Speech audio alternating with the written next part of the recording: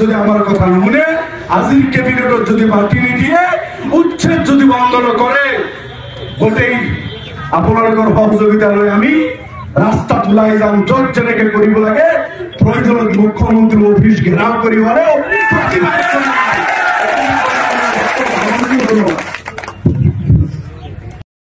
সিদ্ধান্ত নেওয়ার এই মঞ্চ থেকে দাবি জানাচ্ছি এবং বার্তা পাঠাই দিচ্ছি আপনাকে।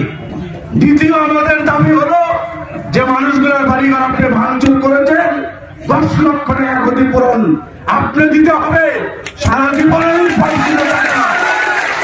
গরিব মানুষ পরিশ্রমের টাকা দিয়ে বাড়িঘর বানিয়েছে, সবকিছু আপনি ভেঙে দিয়েছেন, তার ক্ষতিপূরণ হিসাবে 10 লক্ষ টাকা প্রতি পরিবারকে দিতে হবে। তৃতীয় দাবি আমাদের হলো এই জনগণ এখানে বছর বছর যুগ যুগ থেকে এখানে আছে, এরা অন্য জায়গায় যাবে না, ব্রহ্মপুত্রের চরে আমরা যাব না, এখানে আমাদেরকে মাটি দিতে হবে।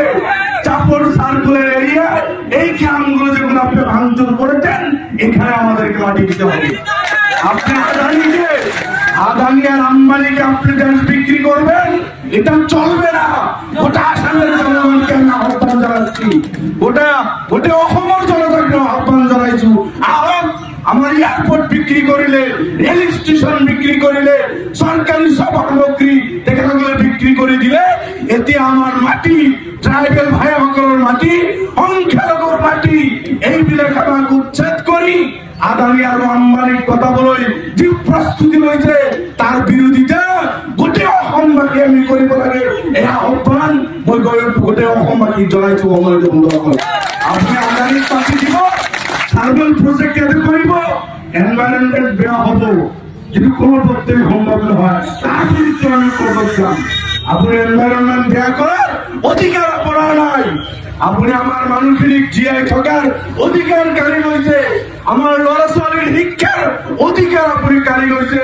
গরিব দুখিয়া মানুহৰ হিউম্যান রাইটস, মানুহৰ যিটো মানৱ অধিকার আছে, মানৱ অধিকারক আপনি ভুলণ্ঠিত করেছে, বলিয়ে কচকিছে।